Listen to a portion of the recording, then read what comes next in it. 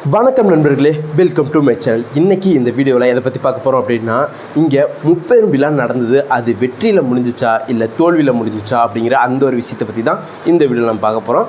வீடியோக்குள்ளே போகிறதுக்கு முன்னாடி நம்ம சேனலை சப்ஸ்கிரைப் பண்ணல அப்படின்னா தயவு செஞ்சு சப்ஸ்கிரைப் பண்ணுங்கள். உங்களுடைய ஒவ்வொரு சப்ஸ்கிரைப் தான் எனக்கு அடுத்தடுத்த வீடியோ போகிறதுக்கு அவ்வளோ மோட்டிவேஷனாக இருக்குன்னு சொல்லலாம். அது மட்டும் இல்லாமல் இது புது சேனல் அப்படிங்கிறதுனால உங்களுடைய ஆதரவு ரொம்ப ரொம்ப முக்கியம். அதே சமயம் என்னுடைய கருத்துலேருந்து மாற்று கருத்து இருந்தால் கூட அதையும் கமெண்ட் செக்ஷனில் பதிவிடுங்க. கருத்துக்கள் வரவேற்கப்படுகிறது.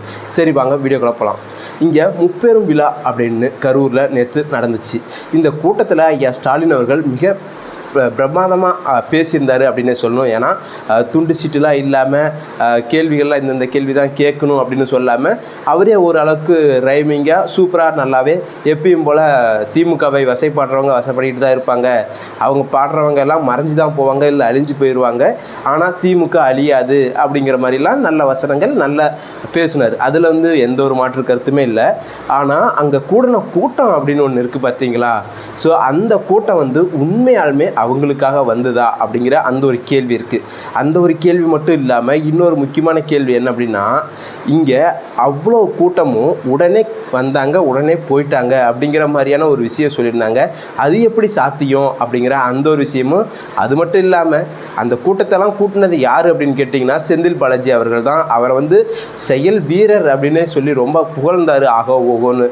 ஸோ இதெல்லாம் ஏன் இப்போ சொல்கிறேன் அப்படின்னா, இவர் தான் ஸ்டாலின் ஐயா அவர்கள் தான் செந்தில் பாலாஜி வந்து மிகப்பெரிய அளவில் வந்து விமர்சனம் பண்ணார்.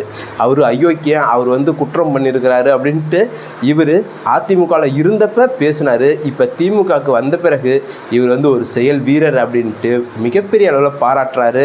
இன்னும் சொல்லப்போனால் அவர் வந்து ஜெயிலிருந்து வெளியே வந்தப்ப மிகப்பெரிய கௌரவ பட்டம்லாம் கொடுத்தாரு. ஸோ அந்த அளவுக்கு அவருடைய வேலைகள்லாம் இருந்துச்சு அப்படின்னே சொல்லலாம். ஸோ இப்பயும் அதை கடைப்பிடிக்கிறாரு அப்படிங்கிற மாதிரி தான் எனக்கு ஃபீல் ஆனிச்சு. ஏன்னா தன்னுடைய கட்சியில் இருக்கிற அமைச்சர்களை புகழலாம் தப்பு இல்லை. ஆனால் மாற்று கட்சியிலேருந்து வர ஒவ்வொரு அமைச்சருக்கும் மிக முக்கிய பதவியெலாம் கொடுத்து புகழ்கிறாங்க அப்படின்னா ஏன் அதிமுகலேருந்து இல்லை மற்ற கட்சிகளிலேருந்து திமுகவுக்கு போக மாட்டாங்க? இப்போ இங்கேருந்தால் அந்த அளவுக்கு பெருசாக எதுவும் இல்லை, அங்கே போனால் பாராட்டு பதவி பணம் அப்படின்ட்டு எல்லாமே கிடைக்கும் அப்படின்ட்டு கண்டிப்பாக எல்லோரும் போக தானே செய்வாங்க. ஸோ அந்த ஒரு விஷயத்தை தான் நான் சொல்ல வந்தேன். ஸோ இந்த இப்படி ஒரு பக்கம் அவரை பாராட்டினாங்க. இன்னொரு பக்கம் முக்கியமாக சொல்லணும் அப்படின்னா, அந்த கூட்டம் இருக்குது பார்த்தீங்களா, மிகப்பெரிய அளவில் வந்திருந்தாங்களா இல்லை கம்மியாக வந்திருந்தாங்களா அதையெல்லாம் தாண்டி அந்த கூட்டம் வரவழைக்கப்பட்டதா இல்லை வந்து அவங்களா வந்தாங்களா அப்படிங்கிறது தான். கண்டிப்பாக எனக்கு தெரிஞ்சு காசு கொடுத்து கூட்டிகிட்டு வந்திருப்பாங்க அப்படிங்கிற மாதிரி தான். ஏன்னா நம்ம வந்து எலெக்ஷன்லேயே பார்த்தோம், ஈரோடு இடைத்தேர்தலே நம்ம பார்த்தோம் எந்த அளவுக்கு அவங்க வந்து பெர்ஃபார்மன்ஸ் பண்ணாங்க அப்படிங்கிறது. ஸோ இப்போ வந்து விஜய் அவர்கள் வந்து மிகப்பெரிய அளவில் கூட்டம் கூட்டுறாரு, மாஸ் காமிக்கிறாரு, ஸ்பீச் கொடுக்குறாரு. அங்கே வந்து க்ரௌடு அவ்வளோ க்ரௌட் இருக்குது, சொல்லவே முடியாத அளவுக்கு. சும்மாவே சுற்றும் பயணம் போனாலே அங்கே லட்சக்கணக்கில் கூடுறாங்க பிடிக்கிறாங்க அப்படிங்கிறப்ப ஸோ நம்மளும் அதுக்கு இணையாக காமிக்கணும் அப்படின்ட்டு இங்கே காசு கொடுத்து கூட்டிகிட்டு வந்திருப்பாங்களோ அப்படிங்கிற ஒரு எண்ணம் இருக்குது. மேபி மோஸ்ட்லி எல்லோரும் அந்த வீடியோவை பார்த்துருந்தீங்கனாலே தெரிஞ்சிருக்க வாய்ப்பு இருக்குது. ஏன்னா ஒரு தலைவனை பார்க்க வராங்க அப்படின்னா ஒரு மணி நேரம் 2 மணி நேரம் முன்னாடியே வந்து உட்காந்துருப்பாங்க. அவங்க எப்போ பேசுவாங்க அப்படின்னு ரொம்ப ஆவலாக இருப்பாங்க. அதே சமயம் வந்து அவர் போனோடனே டக்குன்னு கிளம்பியப்பா போனால் என்ன போகலன்னா என்ன நம்ம கிளம்பி வீட்டுக்கு போயிடலாம் அப்படிங்கிற மாதிரி யாரும் போக மாட்டாங்க. ஆனால் அந்த ஒரு விஷயம் வந்து இந்த கூட்டத்தில் நடந்த மாதிரி நம்ம பார்க்குறப்ப தோணுச்சு. இன்னும் சொல்லப்போனால் ஒருத்தர் வந்து பதிவு போட்டிருந்தார் கமெண்ட்ஸில், ஒரு கட்சி வந்து எப்படி மாநாட்டை நடத்தணும் அப்படிங்கிறத வந்து இந்த திமுக அரசு வந்து நடத்தின மாநாட்டை பார்த்து தான் கற்றுக்கணும். ஏன் சொல்கிறோம் அப்படின்னா, கொஞ்சம் கூட டிராஃபிக் ஜாம் உருவாக்காமல் வந்தாங்க, வந்த வழி தெரியாமல் போயிட்டாங்க அப்படின்ட்டு ட்வீட் போட்டிருந்தாப்புல. இதுக்கு பேர் தான் வந்து ஒழுங்குமுறையான திட்டமிட்டு நம்ம வந்து மாநாட்டை நடத்துறது அப்படிங்கிற மாதிரி சொல்லியிருந்தார். ஆனால் இது வந்து ஒழுங்குமுறை அப்படிங்கிறது எல்லாத்தையும் தாண்டி இங்கே அனைவரும் வந்தாங்க, காசு வாங்கினாங்க, டக்குன்னு அவங்க கிளம்பி போயிட்டாங்க அப்படிங்கிற மாதிரி தான் நம்ம பார்க்கப்படுது. ஸோ அதுதான் உண்மையும் கூட. நாங்கள் கூட்டிகிட்டு வந்தவங்க எல்லாருமே வந்து காட்டில் வேலை செய்கிறவங்க, பிடிக்கிறவங்க, அது மாதிரி ஆட்கள் தான். நல்லா பார்த்தாலே தெரியுது அவங்களாம் வந்து விருப்பப்பட்டு வந்திருப்பாங்களா இல்லை வந்து சரி ஒரு கொஞ்சம் காசு கிடைக்குது போயிட்டு கொஞ்சம் நேரம் உட்காந்து பேசி இருந்துட்டு வந்துடலாம், பார்த்து இருந்துட்டு வந்துடலாம் அப்படின்ட்டு வந்திருப்பாங்களா அப்படிங்கிறது எல்லாருக்குமே தெரிஞ்ச ஒரு விஷயந்தான். அதையும் தாண்டி இன்னும் முக்கியமாக இல்லை, இது வந்து காசு கொடுக்காம கூடின கூட்டம் நிறைய பேர் கூடியிருக்கிறாங்க அப்படின்னு திமுக அவங்க நினச்சாங்க அப்படின்னா அதை நான் வரவேற்கிறேன். அதெல்லாம் வந்து இல்லைன்னுலாம் சொல்ல முடியாது. அதே சமயம் இல்லை இதெல்லாம் காசு கொடுத்து தான் கூட்டிகிட்டு இருந்தது அப்படின்னு அவங்க ஃபீல் பண்ணாங்கன்னா அவங்க இன்னும் கொஞ்சம் சுதாரணமாக இருக்கணும் அப்படிங்கிறது தான். ஏன்னா நம்ம வந்து என்ன பண்ணியிருக்கிறோம் அப்படிங்கிறோடைய ரிஃப்ளெக்ட் தான் அந்த கூட்டத்தில் அவங்க பார்த்துருப்பாங்க இல்லையா. ஸோ அதுக்கு தான் நான் சொல்ல வரேன். நீங்கள் கூட்டம் கூடினாலும் சரி இல்லை கூடாமல் போனாலும் சரி, ஆனால் உண்மை நிலவரம் என்ன அப்படிங்கிறது வந்து எங்களை விட உங்களுக்கு நல்லாவே தெரிஞ்சிருக்க வாய்ப்பு இருக்குது. ஸோ அதனால தான் நான் மறுபடியும் சொல்கிறேன், இங்கே நீங்கள் மக்களுக்கு என்ன இன்னும் 6 மாதங்களில் செய்ய போகிறீங்க, இன்னும் சொல்லப்போனால் கல்வி கடன்லேருந்து விவசாய கடன் வரை எல்லாமே அப்படியே இருக்குது, அதை ரத்து பண்ணுவீங்களா இல்லையா அப்படிங்கிற நிறைய கேள்விகள் இருக்குது. இங்கே கேள்விகள் அப்படிங்கிறத உங்களுடைய வாக்குறுதிகள் தான், அதை நிறைவேற்றாமே இருக்கிறீங்க. ஸோ அதையும் கொஞ்சம் கன்சிடர் பண்ணுங்க அப்படிங்கிற மாதிரி தான் நான் கேட்டுக்கிறேன். அதையும் தாண்டி இங்கே சீமானையை வந்து பேசாமல் இருக்கவே முடியல. ஏன்னா ரொம்ப நாள் கழித்து ஒரு ப்ரெஸ் மீட்டில் திமுகவை வந்து சண்டைக்கு இழுக்கிறாரு அப்படின்னு சொல்லலாம். என்னையா அப்படி சண்டை போட்டார் அப்படின்னு பார்த்தீங்கன்னா ஒன்றும் இல்லை, அதாவது நான் தனித்து போட்டிடுறேன், திமுகவும் தனித்து போட்டிடட்டும், எந்த ஒரு கட்சியும் கூட்டணி இல்லாமல் யார் அதிக வாக்கு வாங்குறாங்கன்னு பார்க்கலாமா அப்படின்னு அவர் எப்பயும் ஒரு உருட்டுவார் பார்த்தீங்களா. அந்த ஒரு உருட்டை மறுபடியும் ப்ரெஸ் மீட்டில் உருட்டிகிட்டு இருக்கிறாரு. இதை தவிர்த்து வேறு எதுவும் புதுசாக சொல்லவே மாட்டாரா அப்படிங்கிற அளவுக்கு பார்க்குறப்ப எனக்கு ஃபீல் ஆனிச்சு. ஏன்னா இதை வந்து ஆரம்பத்துலேருந்தே சொல்லிகிட்டு இருந்தார். மக்கள் நல கூட்டணியில் இருக்கிறப்ப கூடயே சொன்னார், மக்கள் நல கூட்டணியோட நான் அதிகமாக ஒரு வாக்கு வாங்கி காமிச்சிட்றேன், அப்படி இல்லைன்னா கட்சி கழிச்சிட்டு போயிடுறேன் அப்படின்னாரு.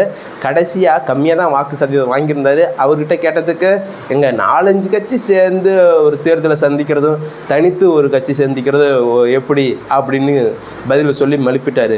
இந்த ஒரு அந்த ஒரு கேள்வி கேட்குறதுக்கு முன்னாடி அது உங்களுக்கு தெரியாதா? மக்கள் நல கூட்டணி அப்படிங்கிறது 4-5 கட்சி சேர்ந்தது தான் அப்படின்னு உங்களுக்கு தெரியாதா? எதாச்சும் வீரவசனம் பேசணும், நம்ம கெத்துன்னு காமிக்கணும் அப்படிங்கிறதுக்காகவே பேசிகிட்டு இருக்கக்கூடாது. உண்மை நிலவரம் என்ன அப்படிங்கிற மாதிரி நம்ம பேசணும். இன்னும் சொல்லப்போனால் உங்கள்கிட்ட வந்து ஒரு அடிப்படை கட்டமைப்பு இருக்குதா அப்படிங்கிற ஒரு கேள்வியே எனக்கு உருவாகுது. சாதாரணமாக நேற்று ஆரம்பித்த தாவேக்கா கட்சியில் கூடயோ அடிமட்டத்து வரையுமே ஒவ்வொரு பொறுப்புகளுக்கும் பதவிகளுக்கும் வந்து ஆளை வந்து போட்டுட்டாங்க. ஆனால் உங்களுடைய 15 வருடம் கட்சி ஆரம்பிச்சாயிருச்சு, இன்னும் உங்களால் கிராம சைடில் வந்து உங்கள் கட்சியில் வேலை செய்கிறதுக்கு ஆட்கள் இருக்கிறாங்களா, இல்லை உங்கள் கட்சி பதவியில் எல்லோரும் இருக்கிறாங்களா அப்படிங்கிற ஒரு சந்தேகம் எழும்ப தானே செய்யுது. ஸோ முதல்ல உங்களுடைய கட்சியை கட்டமைங்க. அப்படி கட்டமைச்சா தான் அவங்க மக்கள்கிட்ட போய் சேர்த்துருவாங்க உங்கள் கட்சியை. அதையெல்லாம் விடுத்துட்டு நான் மட்டுமே வீரவாசனம் பேசுவேன், மைக்கை பார்த்தா நான் வீரவாசனம் பேசி நான் அப்படியே கட்சியை கொண்டுட்டு போயிடுவேன், டெவலப் பண்ணிடுவேன் அப்படின்னா அதெல்லாம் வந்து கடைசி வரைக்கும் நடக்காத ஒரு விஷயம். இன்னும் சொல்லப்போனால் அப்போ இருந்த மாதிரி மக்கள் இப்போ இல்லை. நீங்கள் என்ன மக்களுக்கு பண்ணுறீங்க அப்படிங்கிறது வந்து மக்கள் பார்த்துக்கிட்டு இருக்கிறாங்க கண்கூட.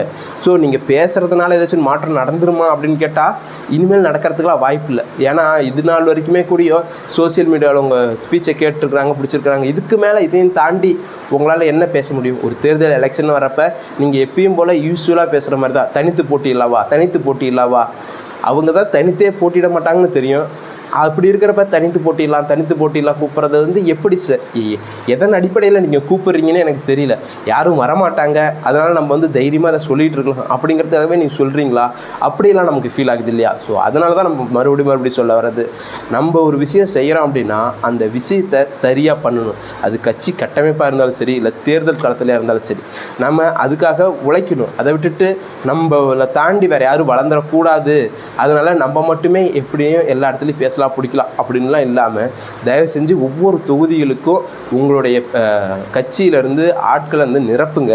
அவங்க உங்கள் கட்சியை வழிநடத்துவாங்க அப்படின்னு உங்களுக்கு அட்வைஸ்லாம் சொல்லலை, பட் இருந்தாலும் சொல்கிறேன். ஏன்னா எங்கள் ஊர் தொகுதி பக்கம்லாம் வந்து சுத்தமாக யார் இருக்கிறாங்க நாம் தமிழர் கட்சி சார்ந்தவங்க அப்படின்னு நமக்கு தெரிய மாட்டேங்குது.